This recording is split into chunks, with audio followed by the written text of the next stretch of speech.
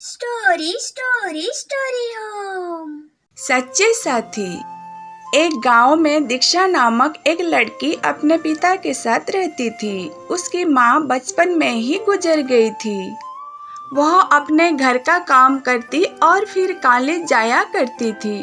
College जाते समय वह रोज रास्ते में एक जगह पक्षियों को दाना डाला करती थी।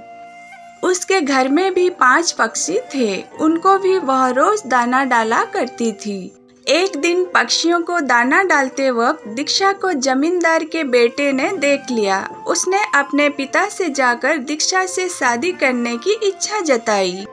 जमींदार ने दीक्षा के पिता से बात करके अपने बेटे की शादी दीक्षा से करा दी। दीक्षा अपने साथ घर के पिंजरे के 5 पक्षियों को भी अपने साथ लेकर ससुराल चली गई। वह उन पक्षियों को रोज दाना डाला करती थी। दीक्षा की सास को यह बिल्कुल भी पसंद नहीं था। वह उन पक्षियों को परेशान करती थी। वह उनका दाना पानी जमीन में फेंक देती थी। एक दिन दीक्षा की सास ने पक्षियों का पिंजरा ही जमीन पर फेंक दिया। उसे यह करते हुए दीक्षा ने देख लिया। दीक्षा ने मना किया तो उसकी सास ने दीक्षा को ही डांट दिया। इन सब बातों से दीक्षा परेशान रहने लगी। एक दिन दीक्षा के पति ने परेशानी का कारण पूछा तो उसने सारी बातें बता दी। उसके पति ने दीक्षा को पक्षियों की भलाई के लिए उनको पार्क में छोड़ने की सलाह दी। अपने पति के कहने पर दीक्षा ने उन पक्षियों को बाकी के पक्षियों के साथ पार्क में ही छोड़कर आ गई। दीक्षा उन पक्षियों को कभी कभी दाना देने पार्क में जाया करती थी।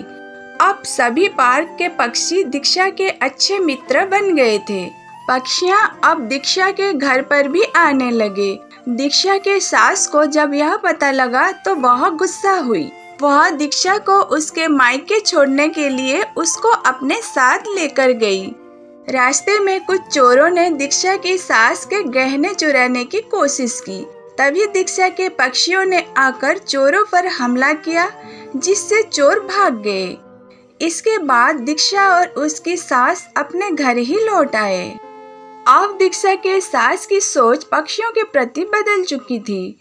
उसने दीक्षा से कहा कि अब हम दोनों मिलकर उन पक्षियों को दाना देने चला करेंगे और पहले के 5 पक्षियों को भी घर वापस लेकर आएंगे। यह बात सुनकर दीक्षा बहुत खुश हुई।